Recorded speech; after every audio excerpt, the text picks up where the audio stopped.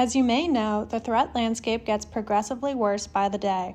Cross-site scripting, SQL injections, exploits of sensitive data, phishing, and denial-of-service attacks are far too common.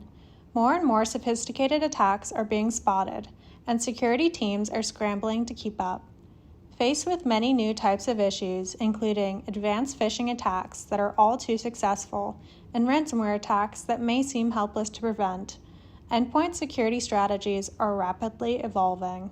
So, how are hackers able to wreak havoc on companies and cause sensitive data loss and exposure? The answer is through a variety of cybersecurity vulnerabilities in processes, technical controls, and user behaviors that allow hackers to perform malicious actions. Many different vulnerabilities exist, including code flaws in operating systems and applications, systems and services misconfiguration, poor or immature processes and technology implementations, and of course, end-user susceptibility to attack. Some of the most common attacks that resulted in data breaches and outages included phishing, the use of stolen credentials, advanced malware, ransomware, and privilege abuse, as well as backdoors and command and control channels on the network, set up to allow continued access to and control over compromised assets. At Chelsea Cybersecurity, we strive to keep small businesses safe from cyber attacks. Here is our list of the top 5 most common vulnerabilities organizations should work toward preventing or remediating as soon as possible to avoid potentially significant cybersecurity incidents like phishing, malware, denial of service, and password attacks.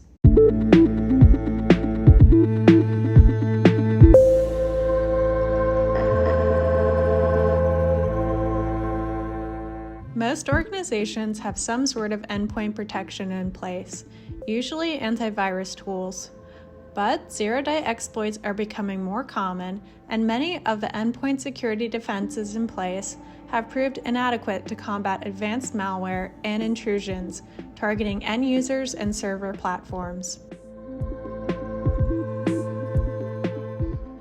Many factors can lead to inadequate endpoint security defenses that become vulnerabilities. First, standard signature-based antivirus systems are no longer considered good enough, as many savvy attackers can easily bypass the signatures. Second, smart attackers may only be caught through unusual or unexpected behaviors at the endpoint, which many tools don't monitor. Finally, many endpoint security defenses haven't offered security teams the ability to dynamically respond to or investigate endpoints, particularly on a large scale.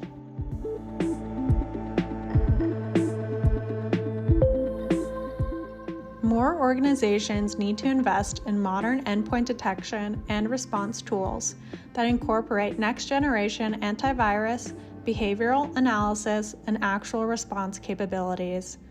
These tools provide more comprehensive analysis of malicious behavior, along with more flexible prevention and detection options. If you're still using traditional antivirus tools, consider an upgrade to incorporate more behavioral inspection, more detailed forensic details, and compromise indicators, as well as real-time response capabilities. With the recent threat of ransomware looming large, along with traditional disasters and other failures, organizations have a pressing need to back up and recover data. Unfortunately, many organizations don't excel in this area due to a lack of sound backup and recovery options.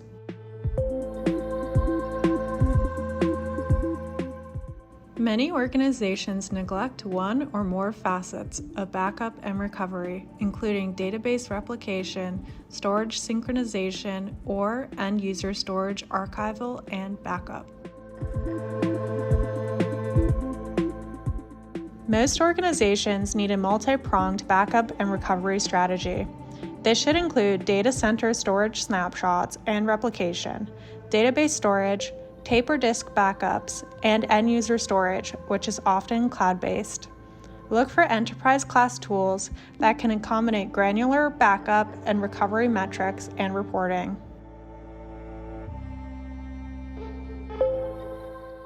Many attackers rely on weak network segmentation and monitoring to gain full access to systems in a network subnet once they've gained initial access. This huge cybersecurity vulnerability has been common in many large enterprise networks for many years. It has led to significant persistence in attackers, compromising new systems and maintaining access longer.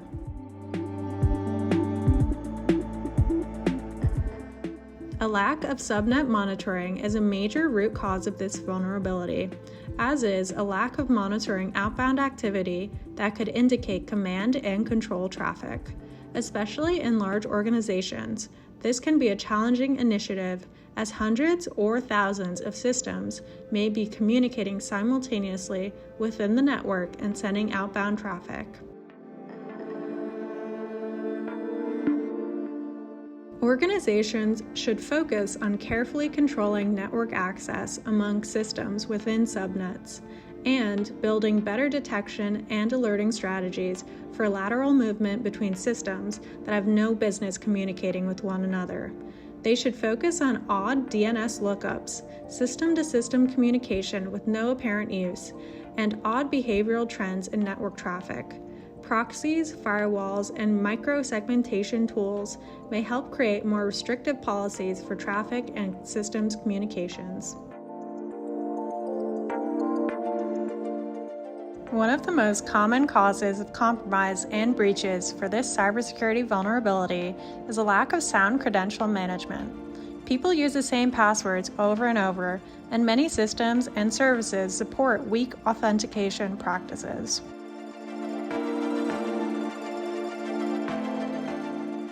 In many cases, weak authentication and credential management is due to lack of governance and oversight of credential lifecycle and policy. This includes user access, password policies, authentication interfaces and controls, and privilege escalation to systems and services that shouldn't be available or accessible in many cases. For most organizations, implementing stringent password controls can help. This may consist of longer passwords, more complex passwords, more frequent password changes, or some combination of these principles. In practice, longer passwords that aren't rotated as often are safer than shorter passwords that are. Password authentication may also impede users from making poor password decisions. For any sensitive access, users should also be required to use multi-factor authentication for accessing sensitive data or sites, often with the aid of multi-factor authentication tools. Much has been written about the susceptibility of end users to social engineering, but it continues to be a major issue that plagues organizations. End user error is a top cause of breaches. Many organizations find the initial point of attack is through targeted social engineering, most commonly phishing.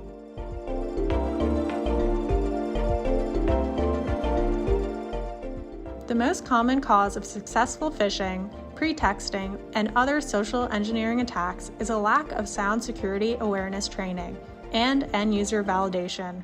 Organizations are still struggling with how to train users to look for social engineering attempts and report them.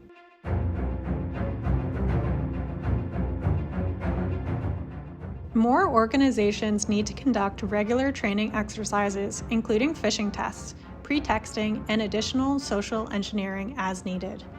Many training programs are available to help reinforce security awareness concepts. The training needs to be contextual and relevant to employees' job functions whenever possible. Track user success or failure rates on testing, as well as live fire tests with phishing emails and other tactics.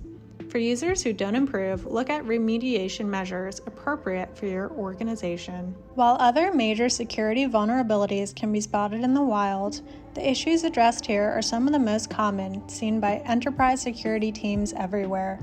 Look for opportunities to implement more effective processes and controls in your organization to more effectively prevent these issues from being realized.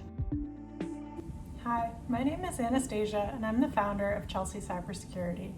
We are a cybersecurity consulting firm that provides cybersecurity solutions and IT support to small businesses. Here at Chelsea Cybersecurity, we would be glad to help you and your company protect yourselves against these common vulnerabilities. Please contact us through our Instagram or our website, which are both in the links below. Thank you.